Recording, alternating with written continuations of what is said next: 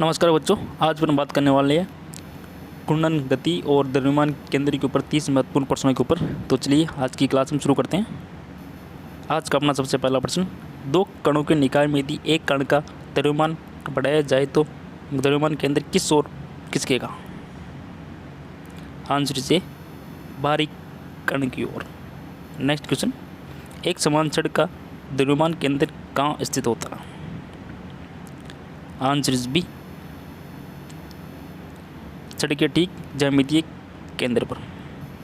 Next question, यदि किसी निकाय पर बाह्य बल शून्य हो तो द्रव्यमान केंद्र का वेग कैसा रहेगा? आंसर सी, नियत या कांस्टेंट रहेगा। नेक्स्ट क्वेश्चन, द्रव्यमान केंद्र के बारे में कौन सा कथन सत्य है? यहाँ पर क्या पूछा आपने से? सत्य पूछा। तो आंसर इज बी, इस बिंदु पर वस्तु का पूरा द्रव्यमान केंद्र केंद्रित माना जा सकता है। नेक्स्ट क्वेश्चन, रैखिक गति में जो भूमिका बल की होती है, घूर्णन गति में वही भूमिका किसकी होती है? आंसर सी, बल आघूर्ण की। नेक्स्ट क्वेश्चन, बल आघूर्ण का आशय मात्रक क्या है? Answer is A.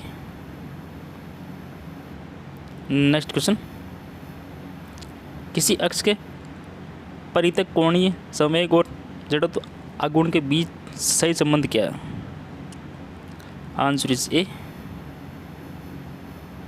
Next question, यदि किसी घूमती हुई निकाय पर कोई बाह्य बल आघूर्ण न लगाया जाए तो कौन सी राशि सुरक्षित रहेगी? यहाँ पर क्या पूछा? न लगाया जाए। तो आंसर इज सी, कोणीय संवेग। एक तैरता हुआ गोताखोर हवा में कलाबाजी खाते समय अपने हाथ पैर सिकोड़ लेता है, इससे उसका क्या होता है? आंसर इज बी, जड़त्व आघूर्ण घटता है और कोणीय वेग बढ़ जाता है।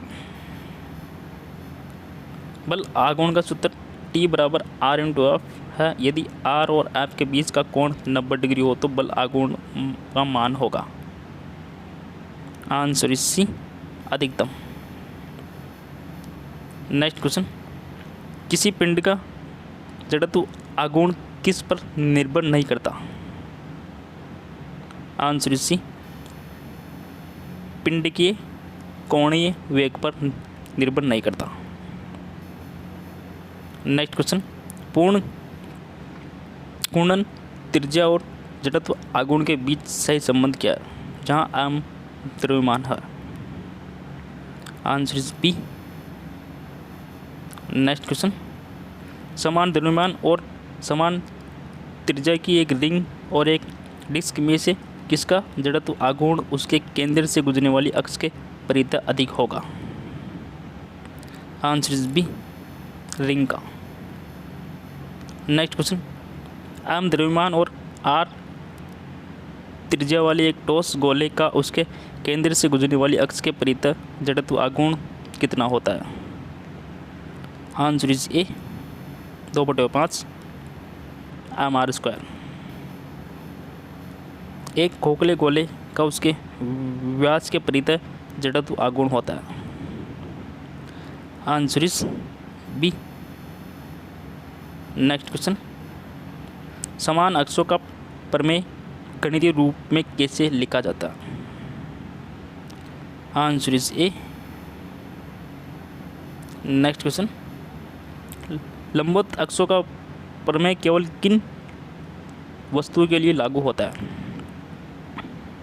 आंसर इज बी, द्विविमीय 2D और समतलीय वस्तुओं के लिए। नेक्स्ट क्वेश्चन, आम द्रव्यमान और आर त्रिज्या की एक डिस्क के किनारे को स्पर्श करती हुई और उसके तल के लंबवत अक्ष के परितः जड़त्व आघूर्ण क्या होगा? Answer is B. Next question, एक पतली छड़ जिसकी लंबाई L और द्रव्यमान m है, उसके एक सिरे से गुजरने वाली लंबवत अक्ष के परितः जड़त्व आघूर्ण होता है। Answer is B. Next question, एक दृढ़ पिंड